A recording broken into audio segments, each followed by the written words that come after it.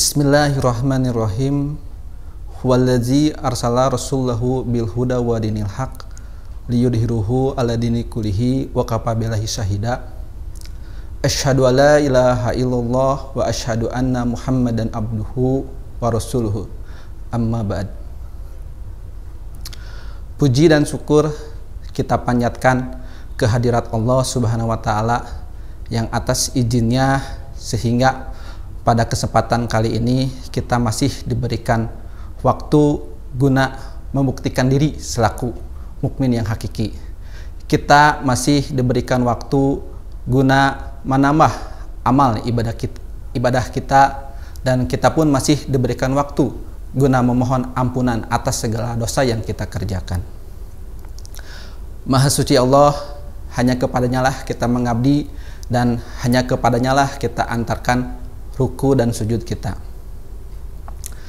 Tak lupa sholawat serta salam semoga tercurah kepada junjungan kita Nabi Muhammad SAW, kepada para keluarga, sahabat, tabi'in dan para pelanjut pemikul risalahnya yang sampai kepada kita. Islam adalah tatanan konsep produk langit yang diusung ke bumi lewat Rasulnya agar masyarakat bumi seperti masyarakat langit yang senantiasa taat dan patuh tunduk kepada Allah Subhanahu wa taala. Islam adalah agama yang sempurna, agama yang bukan hanya mengatur dalam aspek ritual saja, dan lebih jauh dari itu, Islam pun mengatur aspek-aspek kehidupan, dimulai dari bangun tidur bahkan sampai membangun suatu masyarakat yang lebih luas. Islam tentunya membahas tentang ekonomi, sosial, politik, dan semuanya diatur oleh Al-Islam. Dan Islam mengatur berbagai hal yang tentunya dari hal yang terkecil. Seperti pada kajian ini saya akan membahas tentang perilaku konsumsi dalam Islam. Perilaku konsumsi dalam Islam tentunya ini sudah menjadi satu kehidupan yang tidak bisa dilepaskan oleh kita. Dan jika kita berbicara tentang konsumsi, maka ini bukan istilah yang asing di telinga kita, karena istilah ini sudah ada atau Allah pun sudah memerintahkan kepada manusia agar memperhatikan dalam makanannya.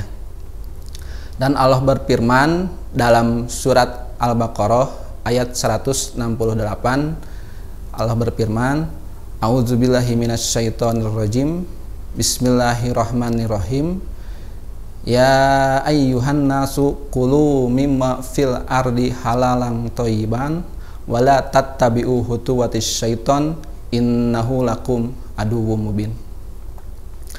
Wahai manusia, makanlah yang halal dan baik yang ada di bumi. Janganlah kalian mengikuti langkah-langkah setan. Sesungguhnya setan itu musuh yang nyata bagi kamu. Dalam ayat ini jelas Allah memerintahkan kepada manusia, terlebih bagi orang yang beriman, agar memperhatikan makanannya, yaitu makanan yang halal dan thayyib. Halal dari segi arti adalah boleh atau sesuatu yang diridhoi oleh Allah, dan thayyib dalam tafsir Ibnu Katsir ada 2 poin. Yang pertama adalah baik, dan yang kedua tidak menyebabkan kerusakan kepada tubuh dan akal. Nah, maka di sini Allah memerintahkan kepada manusia agar memperhatikan makanannya, karena tubuh kita ini adalah sebagai suatu sistem yang dimana tatkala apa yang dimasukkan ke dalam tubuh kita baik, tentunya hasilnya pun akan baik. Tapi tatkala yang dimasukkan ke dalam tubuh kita ini buruk atau yang ada zat yang diharamkan, maka tentunya akan berdampak buruk terhadap tubuh kita gitu. Nah, Dalam kesempatan kali ini setidaknya ada beberapa poin bagaimana perilaku konsumsi secara Islam. Poin yang pertama adalah terhindarnya pada komoditas yang halal dan thayyib. Tadi sudah dijelaskan, halal itu adalah boleh, thayyib itu adalah baik, yang artinya adalah bagaimana seorang muslim memperhatikan makanan yang halal dan thayyib. Tapi kadang di lapangan yang halal itu pada dasarnya sudah jelas, tapi yang thayyib itu kadang-kadang justru bisa menjadi kurang baik gitu. Misalnya dalam proses penyembelihan hewan gitu. Pada era sekarang, era yang globalisasi, terus era modern, era yang tentunya sangat mendahulukan teknologi, di mana ada penyembelihan yang dilakukan yaitu sebelum disembelih melalui proses pemingsanan atau penyetruman. Sedangkan Islam mencontohkan dalam penyembelihan ya itu secara langsung gitu. Dan ini adalah salah satu yang digaungkan oleh Barat sebagai salah satu untuk meminimalisir pekerjaan bisa jadi, dan untuk memaksimalkan suatu keuntungan. Tapi setelah diteliti oleh mereka sendiri, ternyata makanan yang disembelih melalui proses penyetruman ternyata dagingnya itu kurang baik, beda dengan hewan yang disembelih melalui syariat, secara syariat gitu. Karena hewan yang disembelih melalui proses penyetruman tentunya darahnya itu tidak keluar, maksudnya tidak keluar secara banyak, si darahnya keluar, cuman di situ terjadinya satu penggumpalan darah yang mengakibatkan kurang baiknya darah yang keluar. Beda lagi kalau hewan yang disembelih secara syariat, tentunya si darahnya itu sampai nyembur. Kalau kita lihat ya, seperti pada saat kurban, si darahnya itu begitu banyak, maka disinilah yang menjadi kekurang baikannya atau tidak thayyib. Maka tatkala kita dihadapkan pada suatu kondisi pada saat itu, maka kita pun harus coba menghindarinya agar jangan sampai kita merugi. Poin yang kedua, terhindarnya pada komoditas yang haram, makruh, subhat, dan madorot. Nah, yang haram itu di dalam Al-Quran sudah dijelaskan ada 5 macam, baik makanan atau minuman, yaitu darah, daging babi, bangkai, hewan yang bukan disembelih karena Allah, dan khamar. Ini adalah zat yang diharamkan oleh Allah. Tapi manusia itu mempunyai satu dorongan hawa nafsu yang tatkala dihadapkan pada suatu kondisi, tatkala ada makanan yang enak, tatkala ada minuman yang enak, yang lagi viral, lagi trending, seolah-olah kalau tidak memakannya asal tidak afdol gitu. Dorongan itu pasti kadang-kadang selalu ada. Tapi tatkala kita mau membelinya, ternyata kita dapat informasi bahwa dari makanan yang mau kita beli ternyata ada zat yang diharamkan oleh Allah. Maka tatkala kita tahu bahwa ada suatu zat yang diharamkan, maka kita pun harus menghindarinya.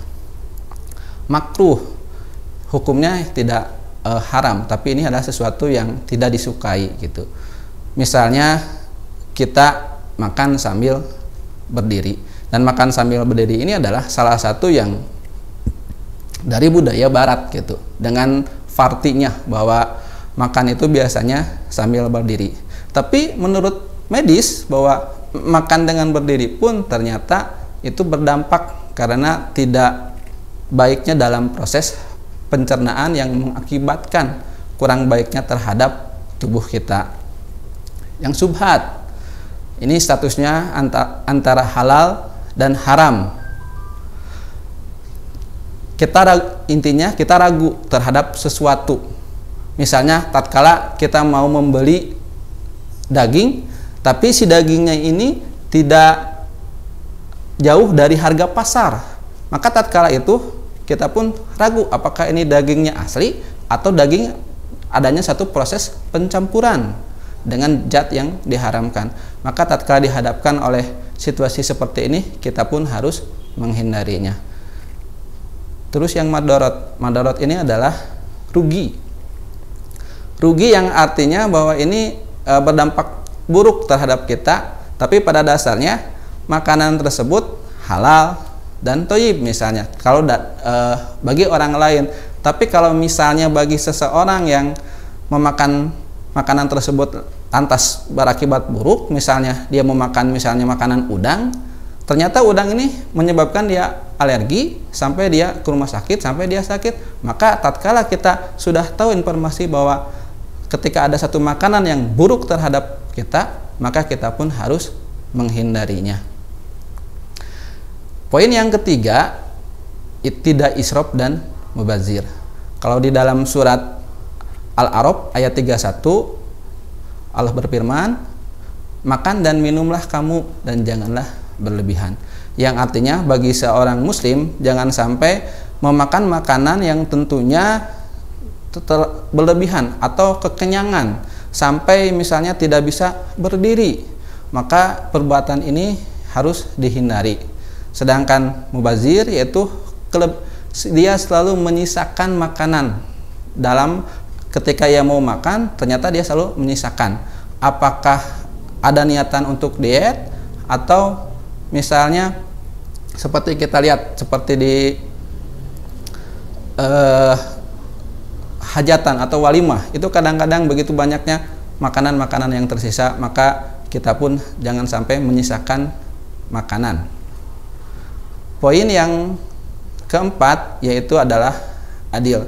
Adil ini adalah bagaimana seseorang bisa memposkan apa yang sudah menjadi konsumsi untuk dirinya. Jadi jangan sampai dia merugikan terhadap dirinya, yaitu yang artinya dia selalu memprioritaskan mana yang lebih penting untuk dirinya, mana yang sifatnya kesenangan misalnya bisa ditinggalkan dulu. Poin yang kelima adalah ihsan, artinya terbangunnya satu kepedulian, terbangunnya rasa kasih sayang yang di dalam Islam itu dibangun lewat instrumen zakat, infak, dan sodakoh. Tatkala seseorang mempunyai satu penghasilan, maka ia keluarkan dulu zakat dan infaknya, tapi tatkala di situ ada sisa, maka dia tidak keluarkan untuk kesenangan, melainkan untuk sodakoh.